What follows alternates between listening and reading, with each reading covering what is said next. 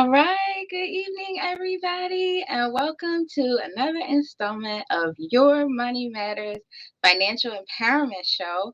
I am your host, Letha Thornton. Happy to be back with you another week as myself and the good folks at cmpradio.net seek to move the culture forward to create financial independence. We continue to put on meaningful shows to help you to advance financially in 2023. We have had a host of people to come on that are experts in their field, special guests to really share information with us that will help us to do some things that maybe we wanted to do, but we didn't know how to do the research or whatever the case may be. So we had this lovely individual on probably when the show first started to talk about closing the wealth gap, right, in the African American community. Miss Tiffany Brown and her husband were on talking about closing the wealth gap. They are the founders of Black Wall Street Charlotte, and we were thrilled to have them on. We got Tiff by herself this time, so she is here as a real estate agent to speak with us today about how to create generational wealth and passive income using real estate. All things matter at Your Money Matters by with cmpradio.net. So we're gonna pull you up, Miss Tiffany Brown. Can you hear me? Yes, I can. All right, you gotta unmute your camera. All right, there we There go. you are. Very good. So, welcome back to the show again.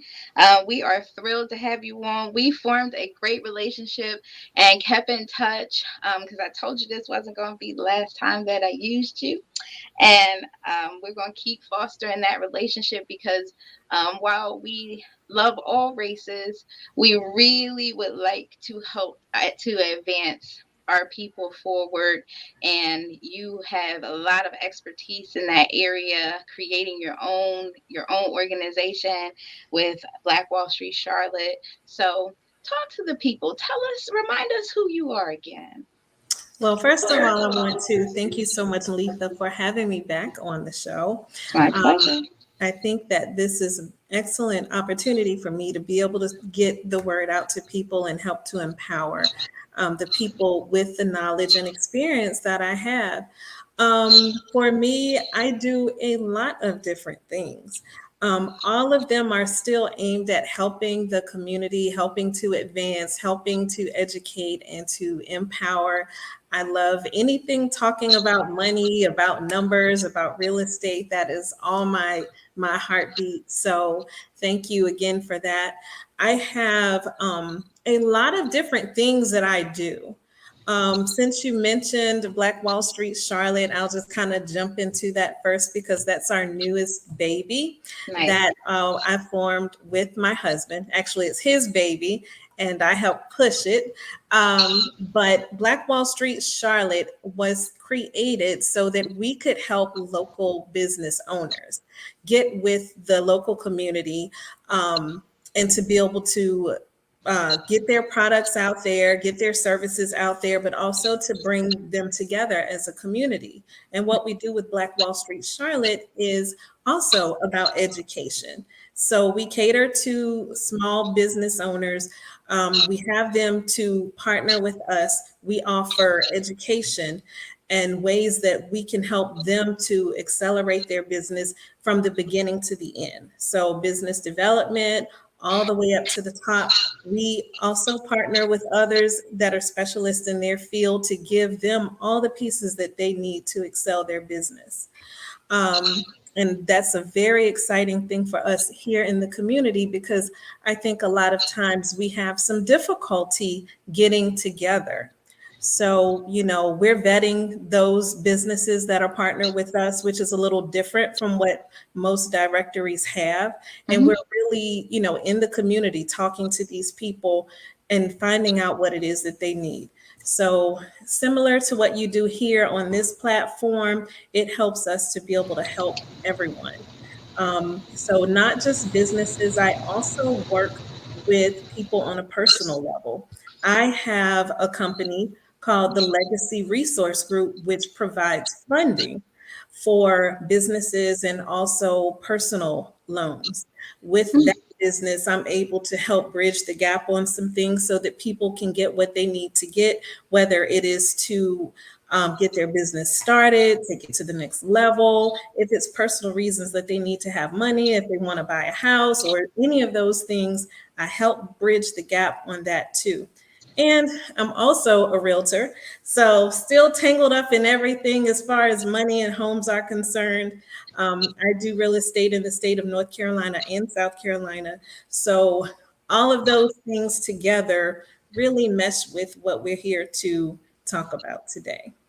Yes, it does, because you can speak in so many areas. Home ownership can be scary for people. How many businesses? Because I meant to ask, at Black Wall Street, Charlotte, while you're vetting these businesses and things like that, how many businesses actually have made it through your vetting process? Right now, we're still in the developing process with that. So we haven't let any through the gate just yet. Gotcha. With that process, it's more than just, I want to be a part of your directory. We're going Of to sit down course. and talk with these businesses. We're going to really see, touch, and feel what they do. Love So it. I will definitely keep you posted on how that Please comes do. along. Please do. I'm trying to be in there. I'm licensed in North Carolina. Yes, Um, ma'am. so that is awesome. And if I'm not mistaken, you just celebrated an anniversary for your baby, right? Yes, ma'am. So I am just excited about everything that is going on here. I'm telling you, I just feel very honored and blessed to be able to be here and share some of those victories with you. Absolutely. And I'm excited about it too. I lost your video. All right, let me see here. There we go. Okay. Technology is our friend. That's the affirmation that I just keep telling myself when things go crazy, when things are lagging and all kinds of things are happening while I'm talking. Technology is our friend. It So, is. all right. So, kind of share with us a little bit why real estate? What made you, how did this become your passion? For me, I've always loved looking at houses. Just even when I was younger as a teen, it's just always been a fascination of mine. Hmm. And so I didn't decide to go into real estate right away. When I first, started working, I was in the insurance field. I handled claims, auto claims, homeowner claims, just all kinds of stuff. And, I decided that, it would be fun for me to get into real estate. I'm like, I love helping people. That's my heartbeat. And I'm like, I also love looking at houses. And what if I can get paid to do it?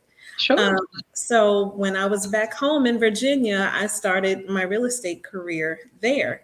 And I think for me, not just real estate. I'd also had some other background with being a mortgage loan officer. I mean, it was just all kinds of stuff that has always pointed me in this direction.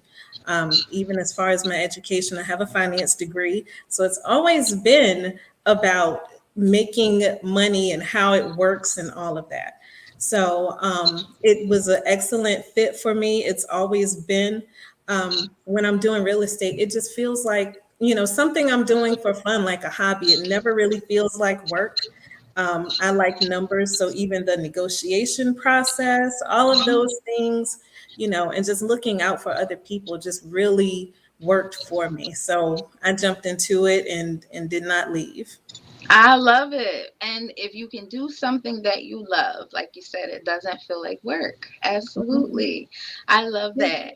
So, I'm just going to share like a couple of statistics when it comes to home ownership, because we are talking about creating generational wealth, and real estate is a really great way to do it. But when it comes to races, 65.5%, as reported in 2021, of our white brothers and sisters own homes versus 44% of people in the Black community. And it has only increased 0.4% in the last 10 years. That is something, right? Right. Absolutely. And then Andrew Carnegie says that 90% of millionaires become so through owning real estate. So this was just such a topic that I wanted to dive into because we are starting to position ourselves to own more real estate, own more businesses. Entrepreneurship is on the rise, and I just want to keep that trend moving up by sharing some beneficial things that will help our audience to create generational wealth through real estate. So how do those numbers sound to you, Tiff? They sound about right, but it's also something that is, for me, it was a bit startling to first hear them, but not a complete shock, I would Right. say. The thing with us as a people, we've always had a lot of barriers to getting through to things, whether it be education, jobs. So real estate and, wealth, it's no different. I mean, we still have those issues. Absolutely. So I think for us as a people, it's important to us to really be able to learn what we need to do in order to level the playing field. I mean, Sure. if we don't have ourselves together better and tighter than anyone else, we are not getting through. So Absolutely. it's unfortunate that it's that way, but it is a reality. So I think that when we see the numbers and we're lower as far as home ownership, no surprise there. But then I look at the barriers, and that's why I'm here. That's why I wanted to get into real estate, into funding, into educating people so that we can help bridge the gap there. I mean, when you think about wealth, you have to really look back, starting at career and jobs and pay, and how, we tend to be paid less than our counterparts. I'm not sure why my camera just jumped off, but I think it's going to sleep, but I'll watch it. But anyway, I was saying that, we usually earn less money. And Sure. so when you start there in a deficit, it makes it harder for us to be able to allocate money into ways that can help us make money, into ways that can prepare ourselves for the future, ways that we can create a legacy and pass on to our families. All of those things, we already start on the negative side of it. So it's important for us to be able to understand what the systems and mechanisms are that are in place and see if we can begin to move in that direction. And it may not be that we have, an inheritance and we can throw thousands of dollars into it, but if we are disciplined enough to save some money, put something aside, even if it's small, it will still grow over time. And Sure. that's the important part of it, is having consistency in a certain area and watching it grow. It's not going to be overnight. We see a lot of things on the internet and everywhere else, and it's like, get rich quick. And if you do this tomorrow, Right. you have that. And I'm like, it does not No. work that way. If you move fast in that way, normally you lose. Sure. And you have to be comfortable with the process in order to build. Building is not quick. It takes time, it takes effort, and it takes many different pieces in order to establish the right type of foundation to be able to sustain over time. Absolutely. I should have wrote some things down while you were talking. Oh my goodness, because it's the absolute truth, right?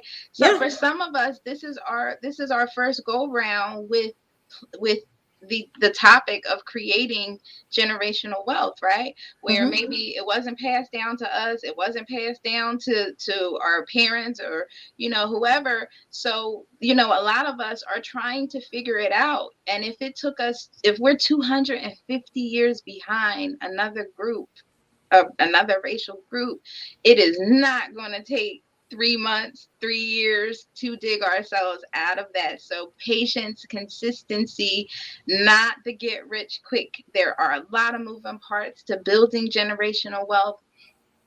So, you are absolutely right. And I always say, I may not have come from a wealthy family, but a wealthy family will come from me, right? Amen. I like So that. yeah, it's these topics are very, very near and dear to my heart.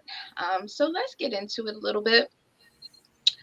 Why would I use real estate to create generational wealth? What might help our viewers to know why it's important to even if you purchase your own home, why is it important to an important factor to building generational wealth?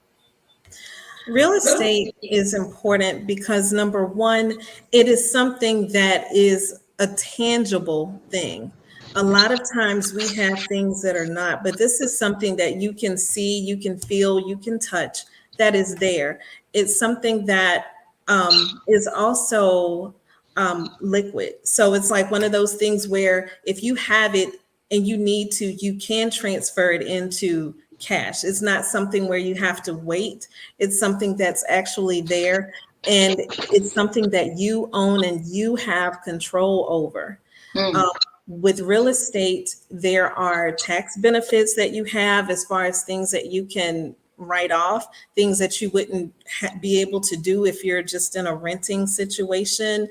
And also, by having a home, having that collateral or that piece of property also helps you even on the credit side of things. If you actually own, the banks look at you different sure. instead of if you don't.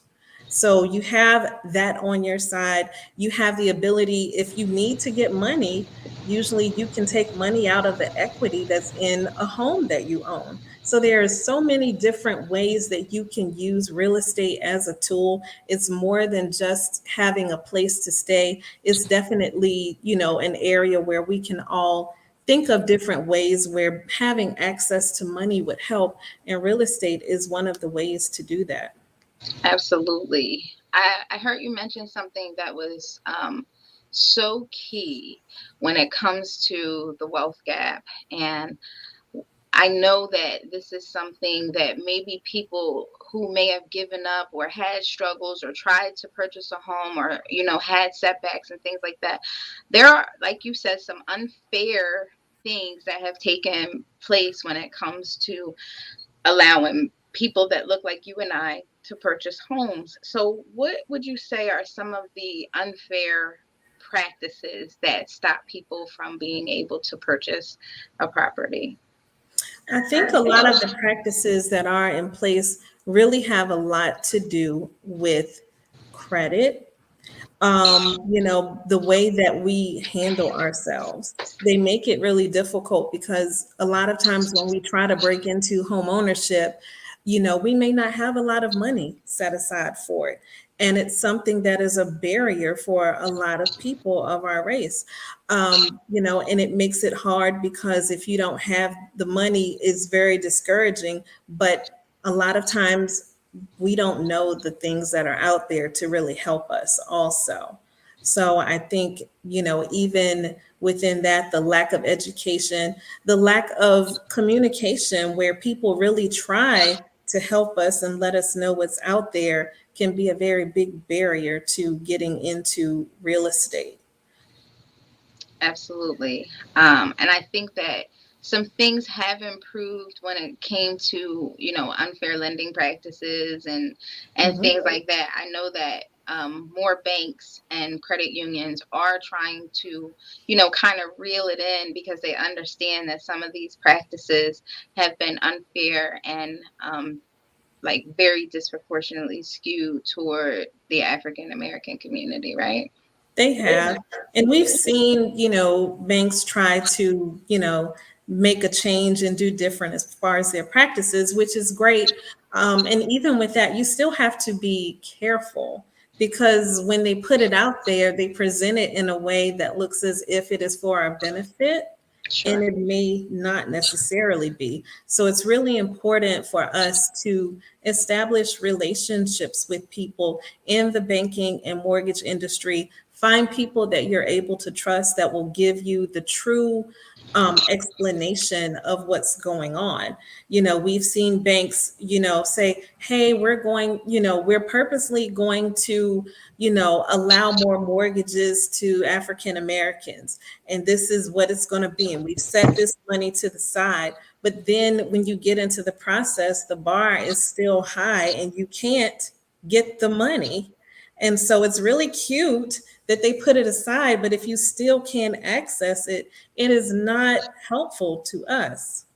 It's discouraging, right? It is. And you've seen so many people. I used to be a part of a Facebook group for first time home buyers. And that was one of the things that I saw posted the most. Like, I did one thing, my credit went down, and now I have to wait again.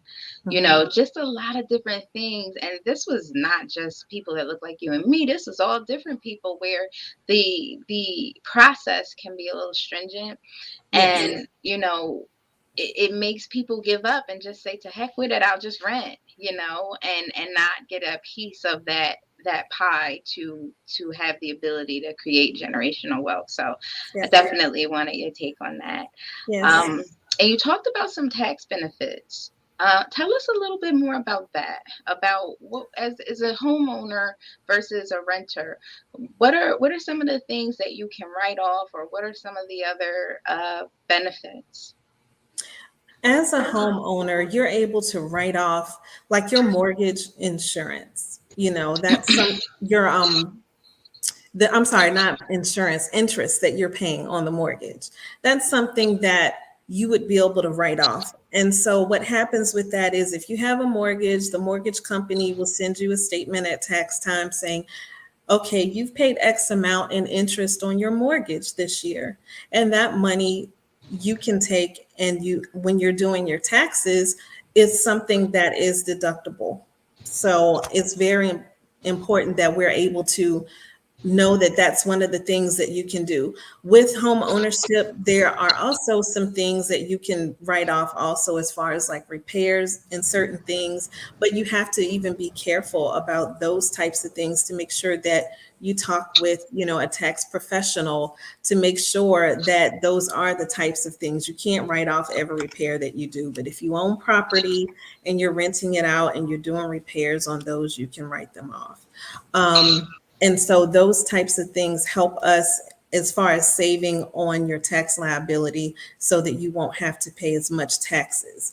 I think that that's very important because as a renter, you don't get to write off anything.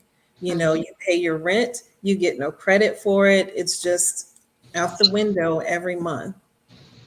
Absolutely. And we learned on the tax show that we did, they the IRS made it even harder for you to be able to write off things.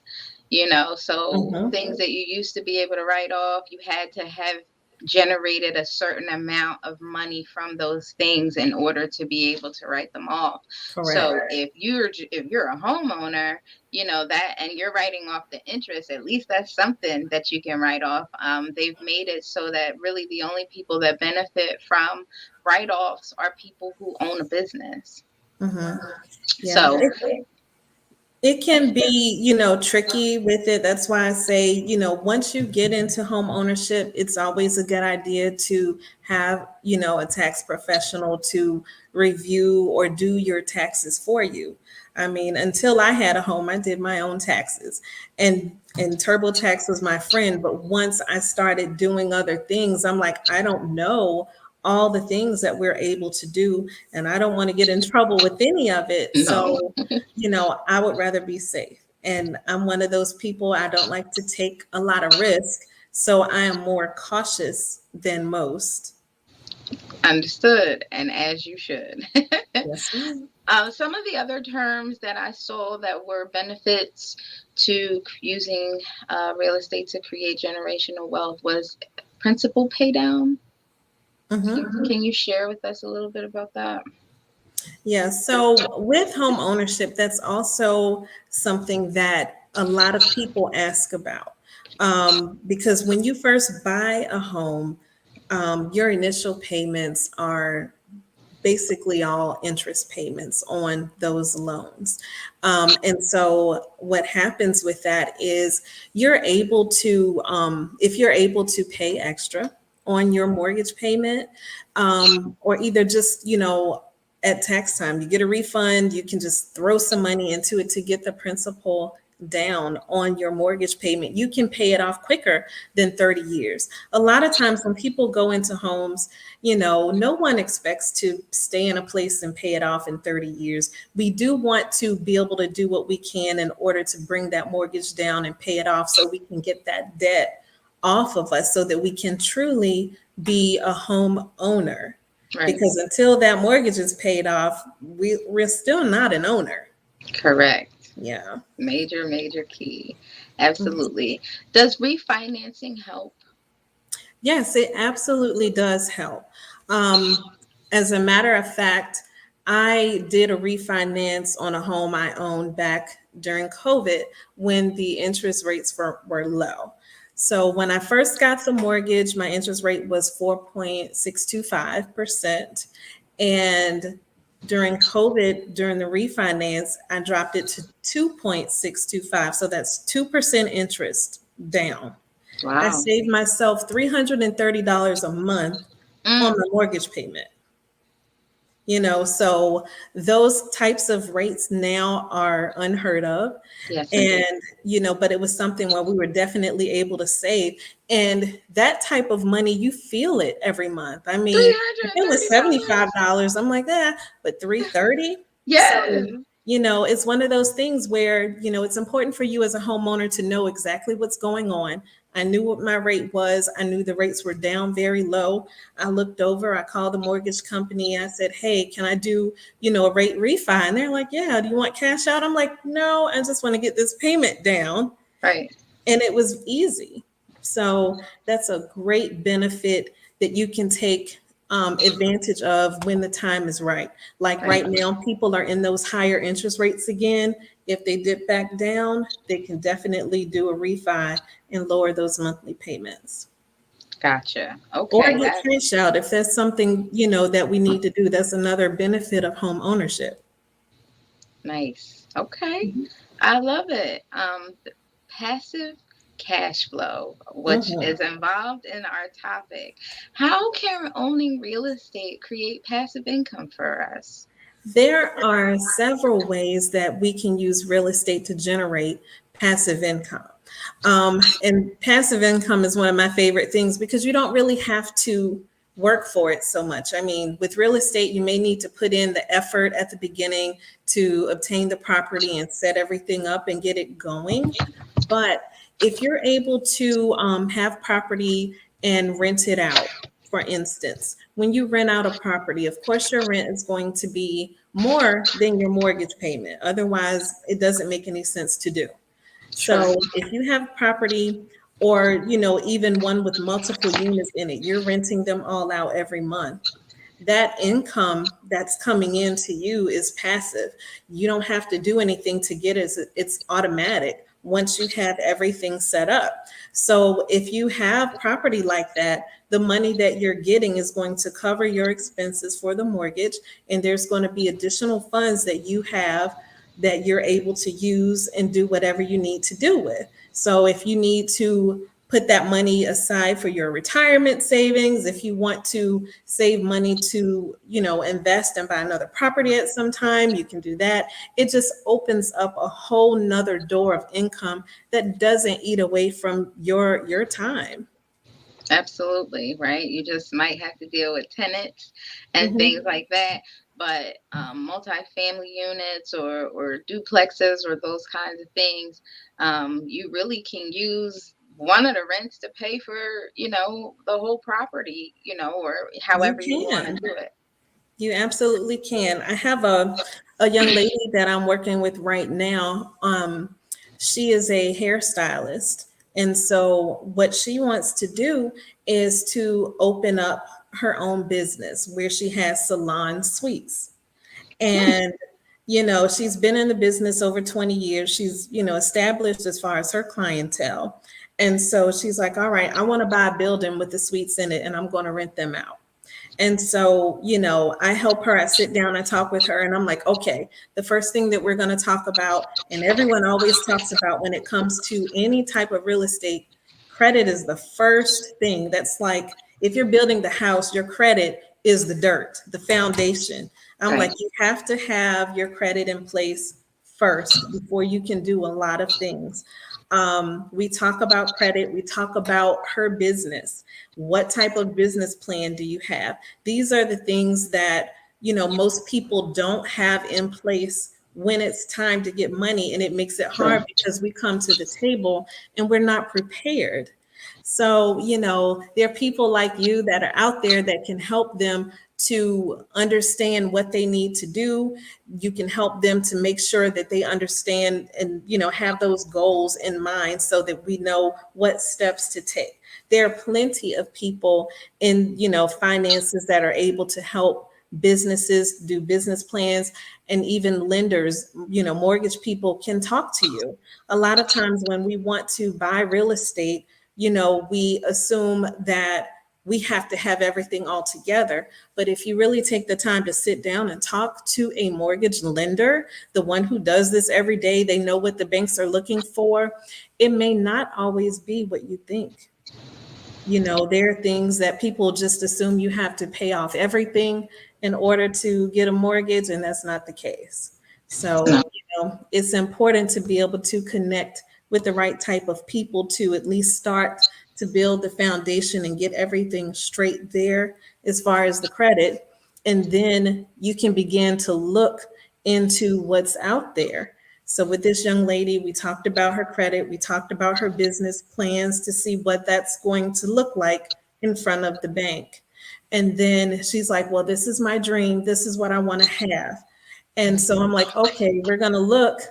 I'll, do a search for you and I'll show you what's out there in the market right now. So that gives some real numbers to what it is that she wants to do. And it helps to be able to plan that way so that okay, this is what I need to do. I need to save this amount of money. And, there are different ways that you can get funding. So with her, when she came to me, she was already working with an investor, and she came to me looking for a loan to fund the gap of what she may need. And I said, we can do that, but there's also grants and other programs out there too that can help you to be able to obtain the funding that you need in order to purchase commercial property. The same thing with, real estate. If you want to buy a home, there are down payment assistance programs and other things out there that can help you, but you really need to know what those programs are. And you have to have the dialogue with the people that are doing this to really see what you need to do.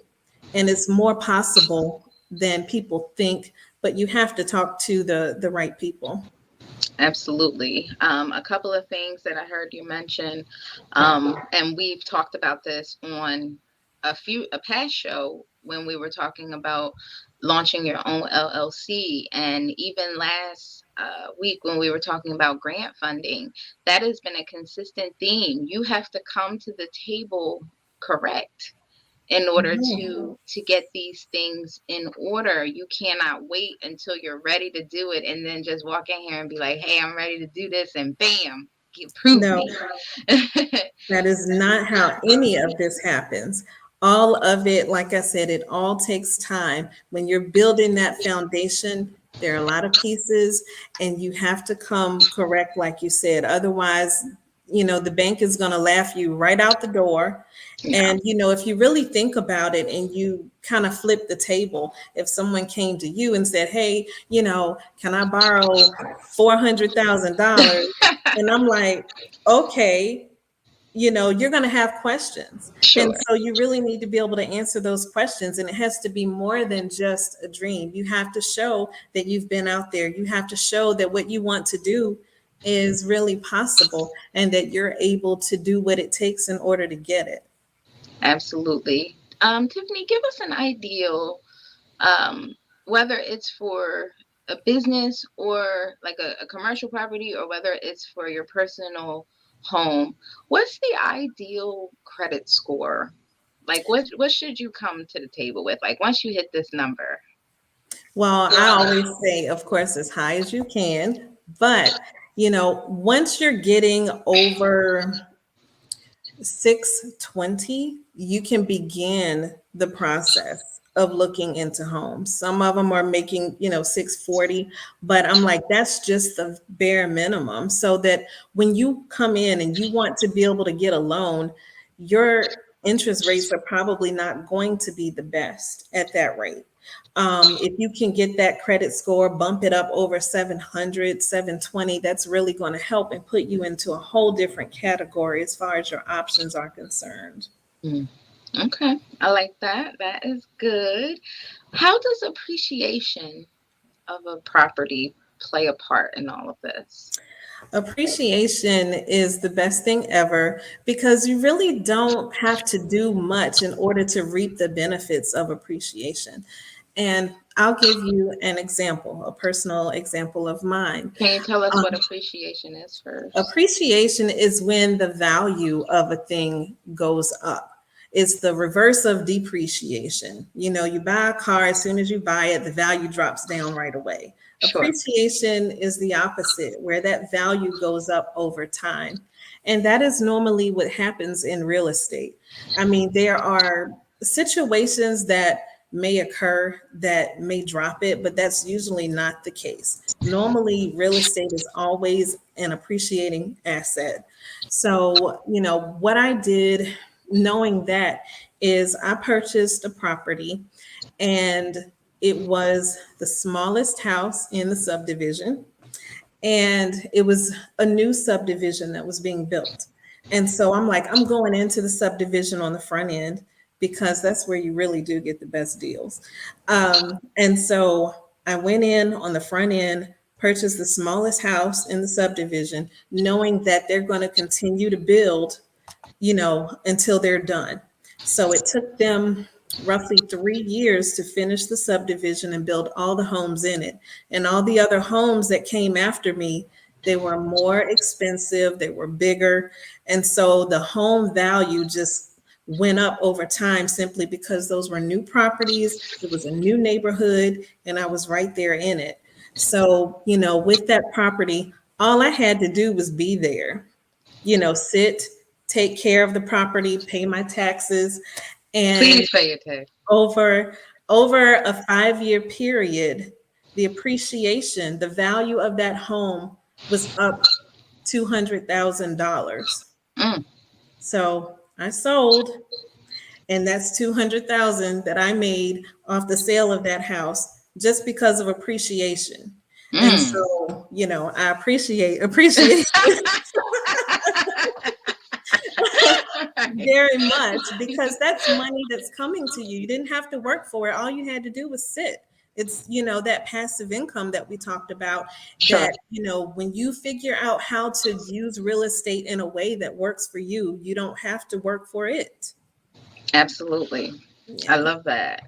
I appreciate that.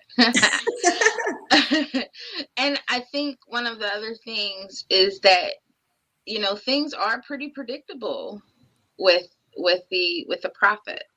Mhm. Yeah, they can be. The only thing with the market is we never know what's going to happen from one day to the other. But Sure. as a professional being in the market, we know, what things look like. We see the writing on the wall. And so we're always able to anticipate what's going to happen and move accordingly. So I think with real estate, you really don't get any sharp turns one way or the other, which Right. is one of the other things that I really like about real estate is it isn't volatile like, cryptocurrency or whatever, those risky things. Sure. So I definitely feel like real estate is one of those things where, you can have some comfort in knowing that where you're putting your money is going to grow over time. Understood. Understood. I love that. And you certainly want predictability in your finances since everything else seems to be a little unpredictable, That's right? right. So that $200,000 increase that you made probably shows that if you do the right things, real estate will yield an excellent return, right? Yes, it will. Absolutely. That was I love that story. Oh And yeah. I'm sure you got others, where Yes. you just, when you can help people to do those things. And it's the same, one of the things for me, when it came to home ownership, I get a chance to talk to my children about what I want them to do with this house, because this is going to be their property to I think I froze. Can you hear me? Yes. You're fine. Can you hear me? It was me. Okay. I had a frozen moment. Gotta love Wi-Fi. But in any event, that was something that was never taught to me, what to do with this home. I want to keep this home in our family, not just so that you all always have a place to call home if you need it, but if you decide to pull together and use this home to catapult you into owning other properties and things like that. And it just gives me so much joy. When you're creating an estate, these things are not unpleasant. So I love being able to tell my children what to do with the money if I am not here, or what to do with the money if I live a long time. I'm going to pass these things to you so that you Mhm. get off to the best start. I think that's why we don't get a chance to do those things, because we don't get off to the best start. And we start off our adult journey in debt, where we don't really own anything. The colleges get you at the your 12th, your when you go to graduate, and they shackle you with credit card debt almost immediately, Immediately. which then shows up when you go to buy a home, and it's like, yeah, you won't be buying that until you do X, Y, and Z. So that is something that I just feel really, really good about. This is what mama wants you to do, Hmm. with this property. So talk to us a little bit about that. I think that, owning real estate and being able to generate income is one of the most powerful things that you can do, for yourself or as a parent. So, I'm like you. And just like you said, when I went away to college, I mean, before I even got there good, they were on campus with the tables set up, giving away t-shirts so I could get a credit card. And And water that's bottles. Remember the water that is where bottles? it started. Yes, water bottles and t-shirts. And I signed up for my credit card at 18% interest. Me too. And Five then it's like, thousand oh, I dollars. got a credit card. Ching, ching, ching, and that's how the mess started. On top of that, I didn't have anyone to pay for me to go to school. I had to take out a student loan for that. And Absolutely. so I'm like, and then you don't think about it as a student because you don't pay until you're done. And so I'm like, oh, that's 4 years from now. I'll find a job and it'll be fine, Hmm. no big deal. But then when you step away from it and you're ready to go out into the real world and you're looking for a place to live and you have your job and you may want to start a family of your own, you've got this big old monkey on your back, student loan debt, high interest credit cards and all this stuff, and no one really gave you a warning about it. And you're No. like, what do I do now? And you Yes. mess it up. I And got hyped. I I was got one so of those, excited, and then it you was like, know? yeah, no, you won't be. You gotta do X, Y, and Z. You gotta pay this off. You gotta make settlements. You have to do all of these things because you started out behind the eight Wrong. ball. And Yeah, yeah, and so I think, for me, that was like one of the things that really burned me. I was first generation going into college, so no one really knew what to say. They sure, were just like, oh, okay, you're going to college. Great. We're proud of you. But, for me now, having children, it's like, okay, we're not going to have them to start in the hole the way we did. absolutely, So, our baby girl, she just finished her first year of college nice, and she did not have to take a loan out for that.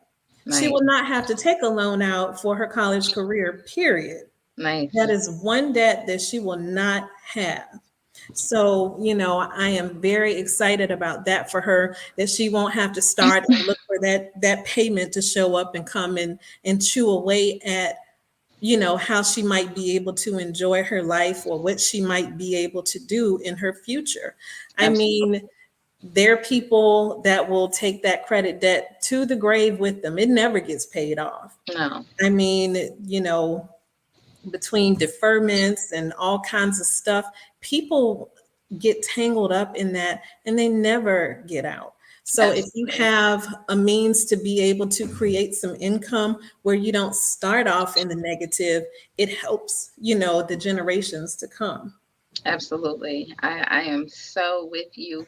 And like I said, that part just brought me a lot of joy. These are Mhm, conversations that just aren't happening. They certainly weren't happening when I was coming up. mhm. I wasn't seeing a lot of people, own homes. And if they did, I didn't know how they got there, and I showed up ready to, like, hey, I'm ready to do this thing. And, I had the money saved. I had this, I had that, and then that credit thing came and slapped me. So they benefit from our experiences, and to have something that does all of those things that we mentioned, to start our children off with that, I think that's a really great leap to closing the wealth gap, right? Yeah. Home ownership, real estate, owning multiple properties and things like that. I loved what you said with the hairstylist who said, I'm gonna buy this whole complex and rent Mhm. out suites. That's a really, really awesome idea. And I'm glad that you're able to help her in that way. Um, so let's just talk about, I'm getting ready to purchase my first piece of property, and I'm using it to create passive income. I have a home. I want this one to be my passive income cash cow. What are, aside from the credit situation, what are some other things that I need to know to get me off to the best start? When you are looking for a property, it is important for you yourself to do your homework first. Of course, we always partner up with the local agent that will be able to help you to navigate the process, but only you know what your dream is. Sure. And so for you, make sure that you understand some on your own what's going on in the areas where you're looking. Definitely find the right person to work with that's going to give you the information, someone that is, they know that area. A lot of times we have people who, they sell real estate, but it may not be the area that they know of. They're going to be the ones that are going to be able to really help you make the best decisions. They'll know what's going on across the street and down the street and what the city is planning to do in the next 5 years and how that's going to impact the value of your home, what kind of people and traffic may be coming through. And all of those things absolutely matter. I have Absolutely. a young lady that I worked with, and she was doing the same thing. She bought a home for rent. And I said, let's take a look at this area a little more closely so that we can know exactly what's going on. And so it was an area where they were doing some regentrification and they were building up and tearing down and all of this You around can't her. see. I just literally wrote that word on the paper.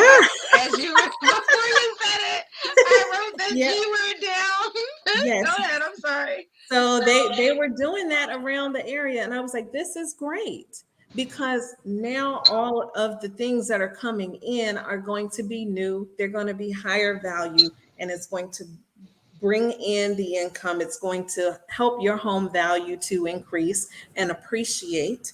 And you don't have to do anything again, but just be there, hold it, and do what you're going to do. I'm like, you'll have your tenant, you'll rent it out, and it'll continue to increase in value over time as they're building up around you.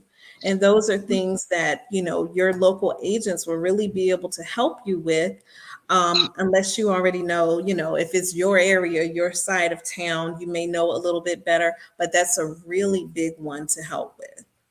How do I vet a person? Like you said do your research, you said get with someone that you can trust. What are some things that a trustworthy real estate agent should be helping me with? They're going to really want to get to know you. I mean, everything that it is that you want. So when I first sit down with a client, I let them talk. I ask a few questions and I just let them go. And I'm like, what are your dreams? What are your expectations? Those are the types of things that your agent should be asking. How can I help you to, make this happen? Mm, And then, you as a client, you also need to ask the questions to your agent to make sure that they're able to help you. There's nothing wrong with you interviewing the agent. It's one thing, a lot of people, we always say, our business is based on referrals. And that's what a lot of it is. And so, if you know someone that's used them, that's always a great thing. But if you haven't, if you don't know someone, ask them, well, what is your strong area? Like, tell me, what do you know about this area? Have you done these type of transactions before?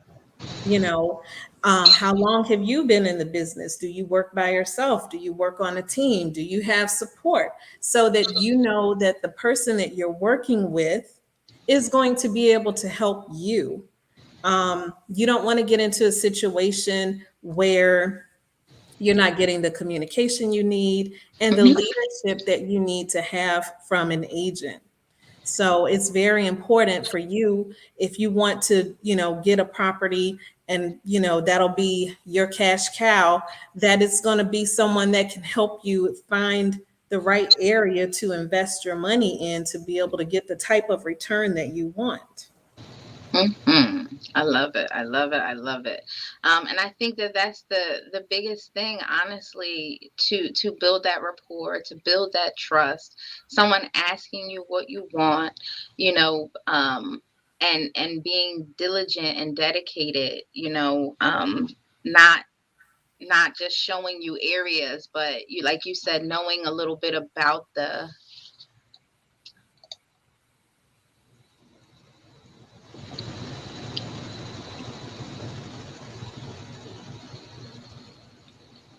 Can you hear me?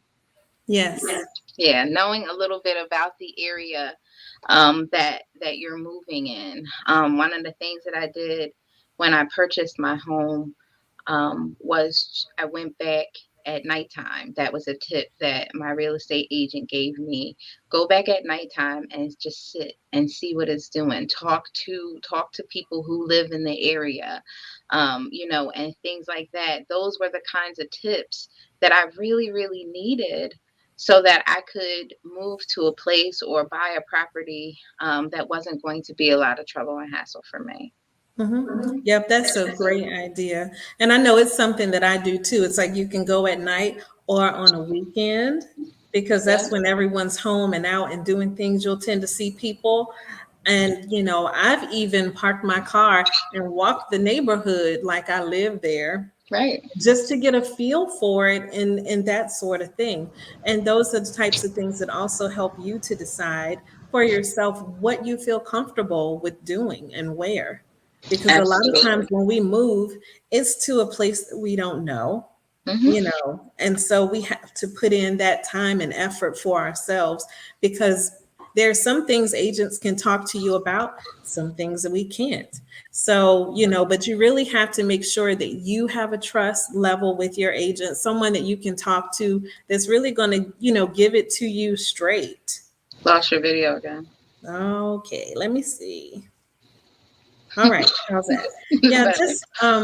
just make sure that you have someone that you can really trust to help you out because there are some agents out there that honestly they just want to sell a house and get paid. I'm not that agent. I just do what I do because I enjoy helping people and the Sure. money will come. So you have to kind of, really vet those agents and see what their motivations are and how it best suits you. Right. And that's a very, very big deal. How much they're willing to work for you, Mhm. and you can spot. if they're not genuine with what they're doing. Mm-hmm. Absolutely. So we are rounding up, right? Okay. I want you to tell people how they can get in contact with you. You can give them the group information. If anybody has any additional questions, maybe they're looking around the area that we're in. Of course, we're in Pennsylvania, but Mhm. if they wanted to shoot you an email just to ask you a question, or what should I just met with this person and these are the things that they told me. Are they correct, or whatever the case may be? Because I know that although you're not in our state, you want to give people tips and help all over the place. So how can Correct. they reach you? All right. So on the real estate side, I will say a couple of things. So even though I may not be in that area, I have access to agents all over the country that work with the same firm that I do. Nice. A lot of times I can give referrals. If you don't know someone, I can definitely help with that. But in order to reach me, my email address is sold, SOLD, at tiffanybrowndco.com. Spell Everything is the spell spelled the all the and way out.